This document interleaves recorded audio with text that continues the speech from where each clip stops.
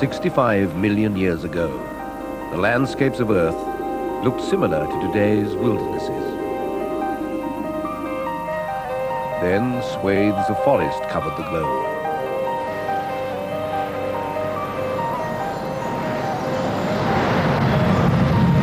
But inside those forests, some animals were very different. For 140 million years, the reptiles had ruled. Some predatory dinosaurs were intelligent, sophisticated killers, but their time was almost run.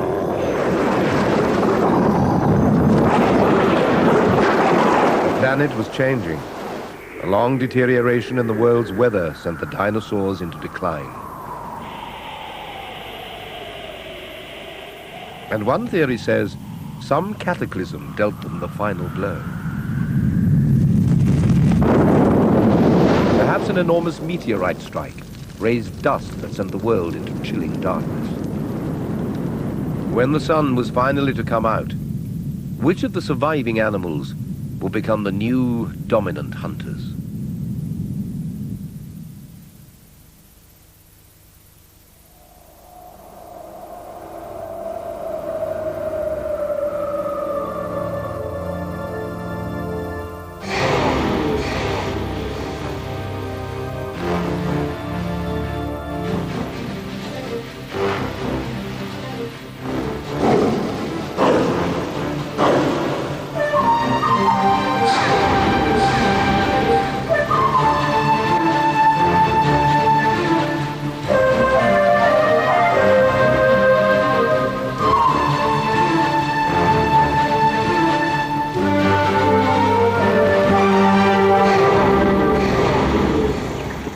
Where there are prey, there will be predators. This series is about the predators. The evolution of prey and predator over history is inextricably linked. The design of one dictated by the design of the other.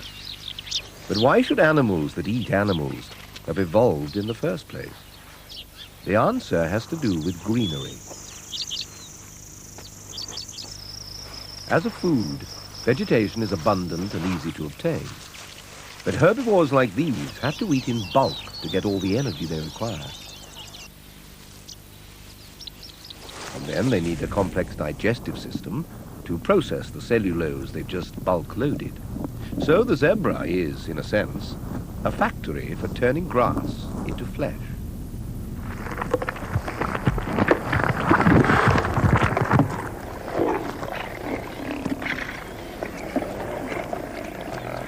And flesh is a very different kind of food. It's difficult to obtain, but it's energy-rich and easy to digest. Flesh eaters don't need to eat so often, or so much. So being a carnivore is a high-risk, high-reward lifestyle. But if you are strong, fast, or intelligent enough to catch your prey, then you're onto a winning ticket.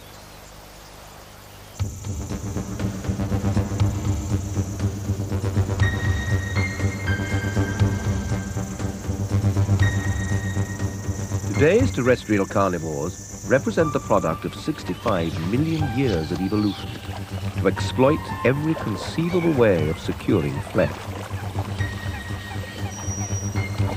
Many different animals, from beetles to birds, eat flesh. But one group of mammals has come to dominate the profession, a group known scientifically as the carnivora. The word carnivore usually evokes an image of the big cats, but there are 236 of these true carnivores, many virtually unknown. Most carnivores are highly adaptive, with a plethora of hunting skills and a battery of weapon systems. They possess highly developed senses, sometimes stereoscopic vision of high resolution, sometimes ultra-sensitive hearing or smell. They've evolved the ability to stalk, chase, and kill, while minimizing the risk of themselves being hurt. So successful have the carnivores been, they've spread all over the globe in a wonderful diversity of forms. They range from equator to pole, from the oceans to the highest of mountains, from the hottest of deserts to the wettest of rainforests, from the most remote wildernesses to the center of modern cities. Some lead solitary lives. Some live in large family groups. Some are highly promiscuous. Some mate for life. Most hunt, but some are themselves hunted. A few are common, but many you may never have seen before.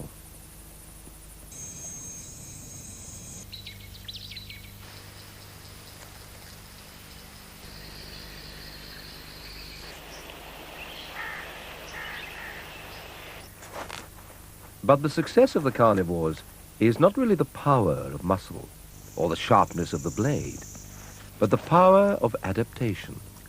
Adaptation to different prey, different climate, different circumstances. And a paradoxical but ultimately very important adaptation for carnivores, not to eat meat at all.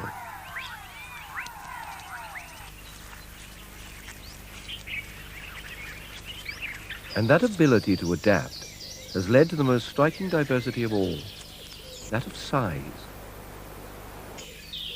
The skull of a least weasel is small enough to squeeze through a wedding ring. The Kodiak bear, by contrast, is the size of a small car. The bear is 10,000 times the weight of the weasel, but both are in the same group, both carnivores. Yet the carnivore also has a velvet claw. It symbolizes the powerful killer and at the same time demonstrates the caring parent, savagery and gentleness in one.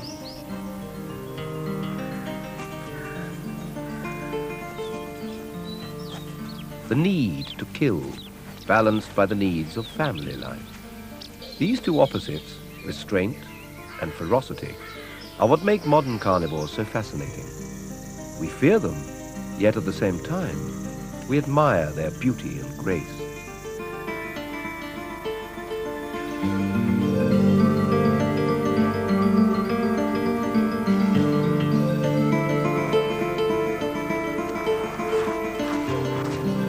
But the extraordinary success of these graceful killers might never have come about had it not been for one early but critical piece of anatomy, a tiny difference in their molar teeth.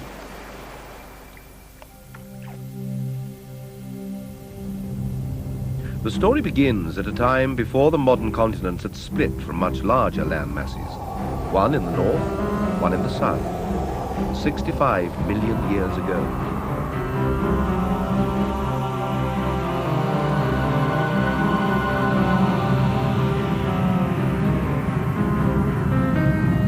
At that new dawn of time, the sun was to rise over a world left open by the unexplained mass extinction of the dinosaurs.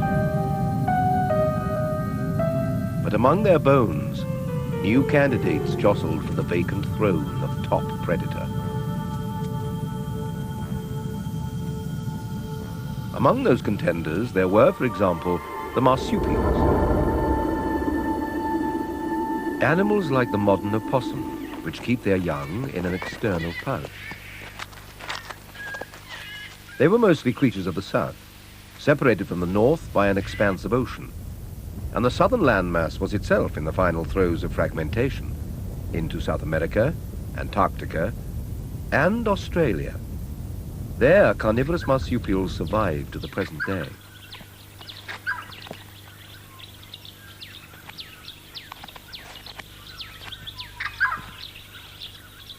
Cat-like marsupials, like the voracious quoll, flourished in the isolation of their island continent.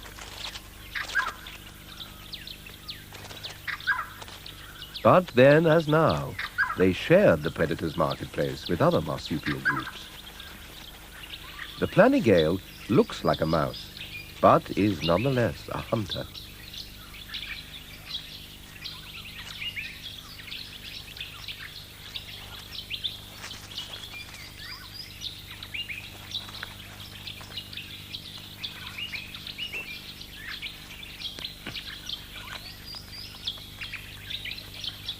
Another marsupial today is kangaroo, may have a reputation as an innocuous grass grazer, but at times can be very aggressive.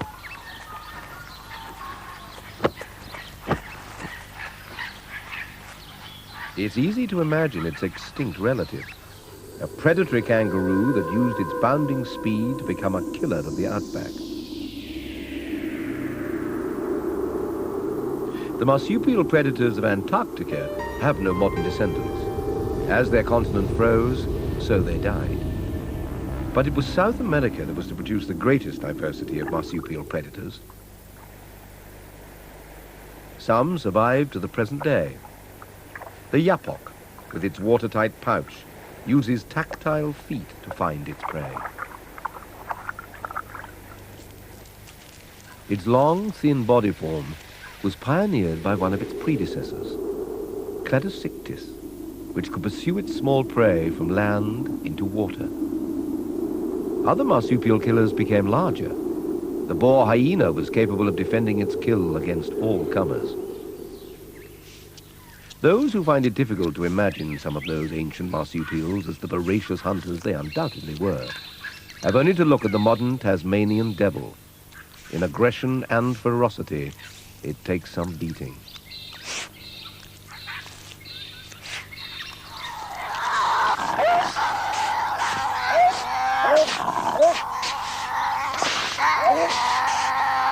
Even so, pouched killers were to be usurped as dominant predators of the South.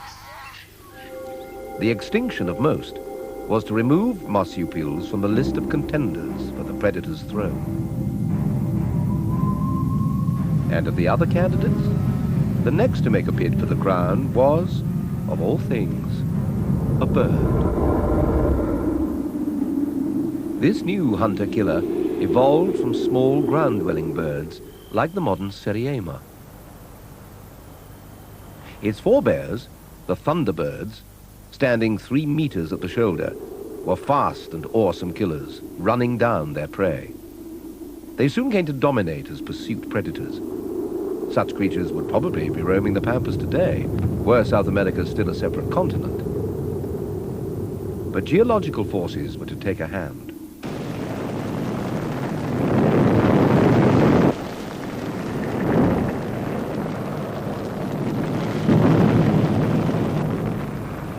With the appearance of the Panama Land Bridge, the thunderbirds and marsupial hunters were overrun by new breeds of predator, mammals, magnifying and expanding their range down into South America.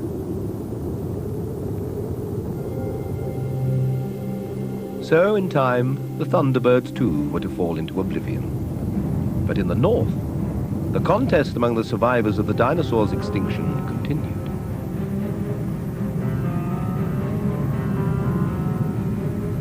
In Asia and America, the crocodiles, reptilian heirs apparent of the predatory dinosaurs, came out of the water to stalk the land.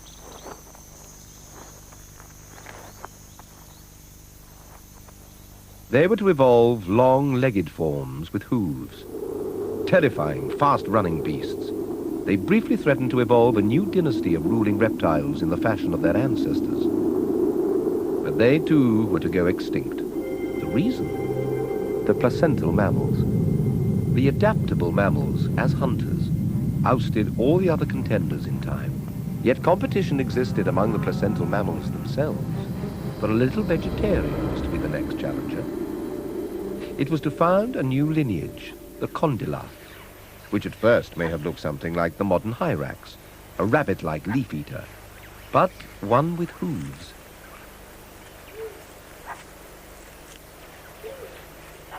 But some condylars were to break the mold. The forests of North America, Africa, and Eurasia were changing into savanna and prairie grasslands, new habitats for mammals to exploit. The small root eaters evolved into larger forms. Their 5-toed feet became long, slender legs with hooves. So it's not surprising, perhaps, that the first mammal predators arose from the hooved vegetarians themselves. And there were some fearsome forms. Mesonyx was as racy a predator as anything that was to evolve in the next 40 million years.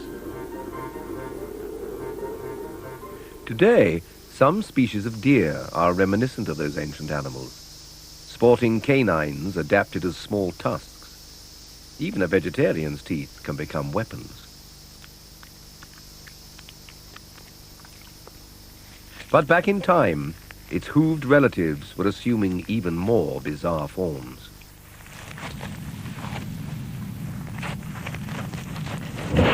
Giant wolf sheep with a mouthful of teeth that could rip, but not teeth that could cut or slice meat, a dental omission that was to prove their undoing.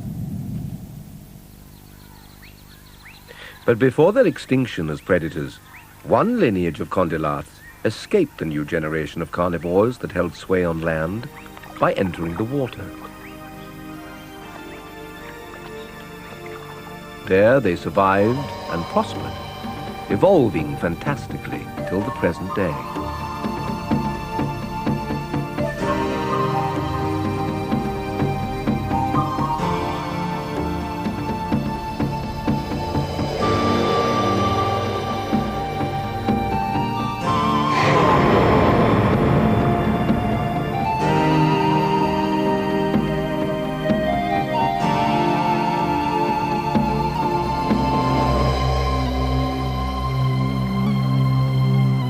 So, after that new dawn of time at the death of the dinosaurs, all the other then predators were to tumble to extinction.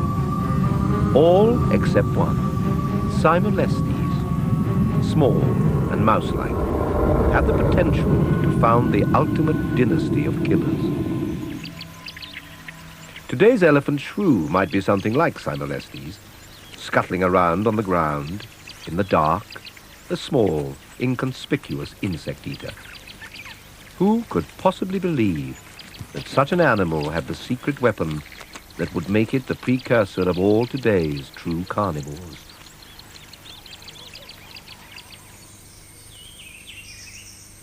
The shrew-like hunters pursued their climb to power by going up into the trees. The modern tree shrew gives an insight to those ancient animals. Now not only an insect eater, but having broadened its diet to eggs, lizards, a bit of everything. But basically, a hunter.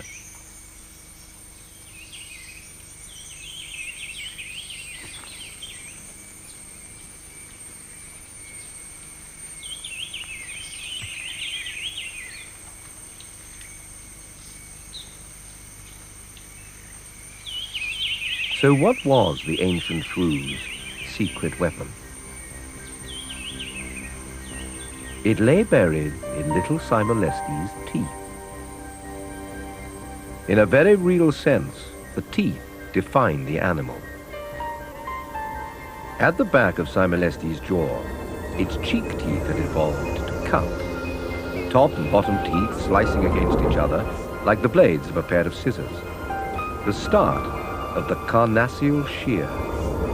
For flesh eaters, it was to be a design breakthrough. But a breakthrough that two separate groups, both descendants of Cymolestes, were to exploit differently. One group, the Miacids, were at first small, the other, later, large. One lived in the trees, the other took to the ground. The creodonts adapted the Carnassial shear to seeming perfection. Maybe these modern forest hogs are something like those ancient creodonts.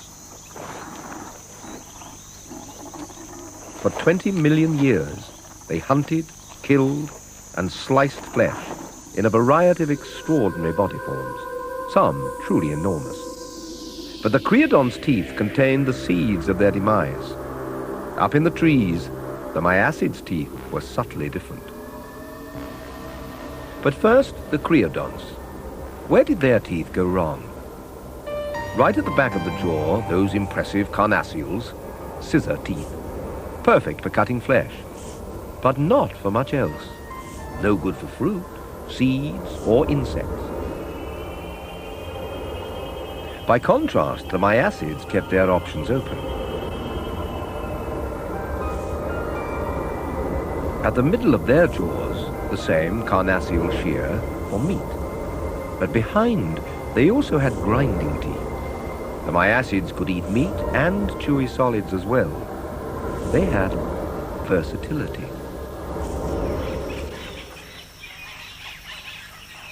So here at last are the true carnivores. The Miacids were small tree dwellers living in lush forests. Some probably looked and lived much like this Tyra, actually a tropical American member of the weasel family.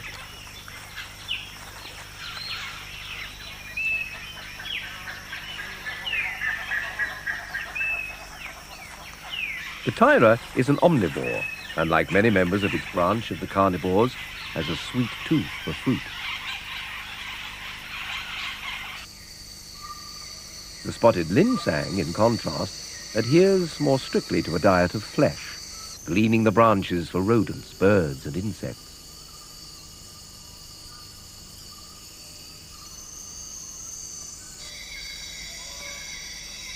The banded linsang, another nocturnal predator, semi-retractile claws arming it for the hunt.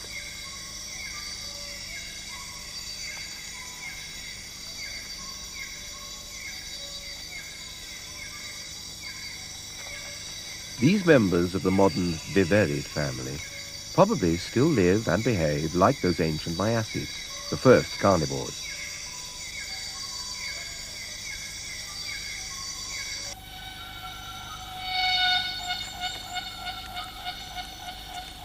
The small-toothed palm civet, another viverrid, has a particular taste for fruit.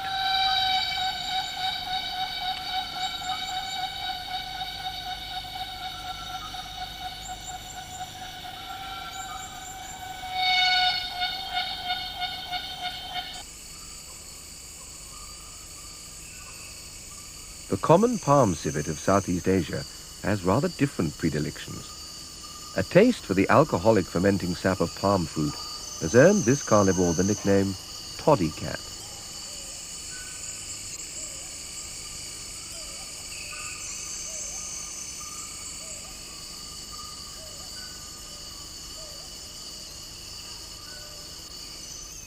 The large spotted genet.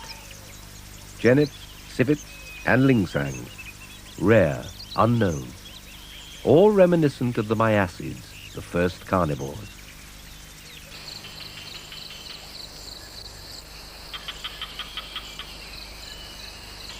The oddly named binturong is similarly mysterious.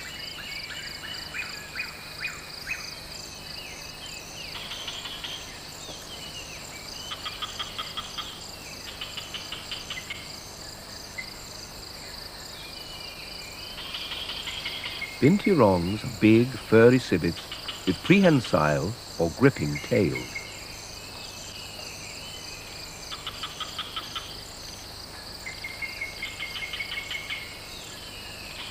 By day, they're stunningly inactive.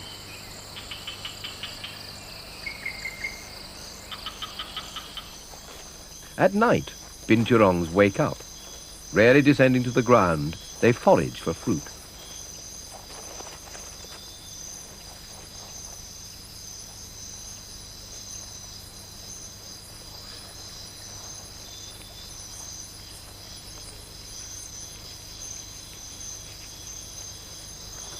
With its nauseating smell, the durian fruit of Southeast Asia is a connoisseur's taste, but one that the binturong relishes.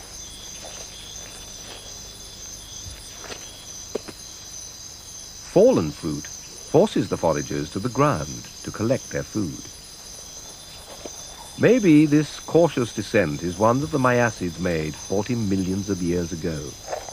Perhaps it was this versatility, to live in the trees, yet to come to the ground, to eat meat and sweet, that allowed the Miacids to flourish. But at this point in our story, the creodonts were still very much alive. The two dynasties lived side by side for 20 million years. Miacid, creodont. Miacid, creodont, in a dazzling variety of forms. Both developed scissor teeth, but in slightly different ways. A tiny difference, but one which gave the carnivores the edge in versatility. and which secured their ticket to the present.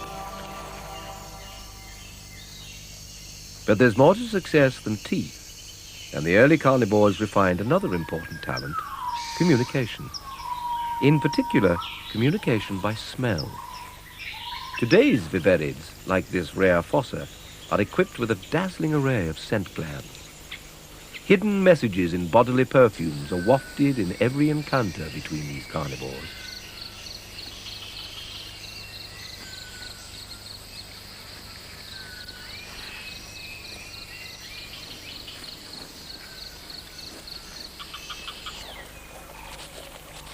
Scent was the key to communication, and communication the key to cooperation, one of the most powerful weapons in the arsenal of those early carnivores. Some of today's mongooses vividly demonstrate the advantages of being social. Where one has gone before, all can follow.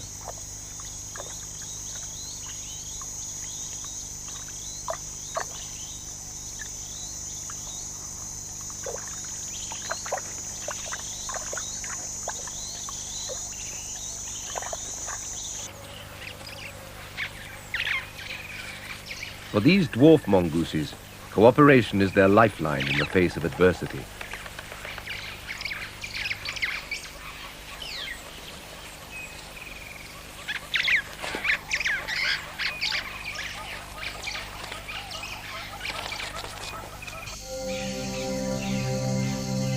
For these rare Amazonian bush dogs, after an agouti, cooperation is the secret of hunting success.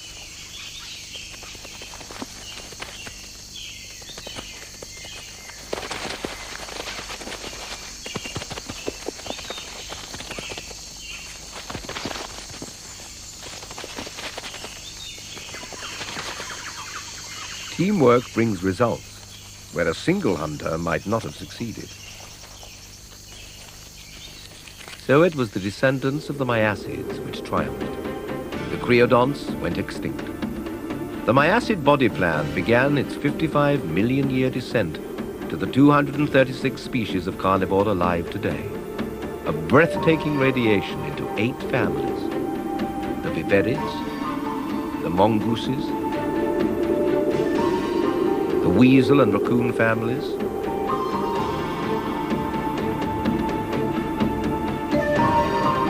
the bears, the hyenas, the dogs, variations on a carnivorous theme, an enthralling diversity of predatory traits, and the family that was to become the most dedicated killers of all, the cats,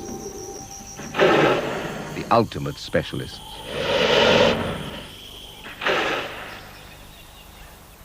Next week, we tell their story.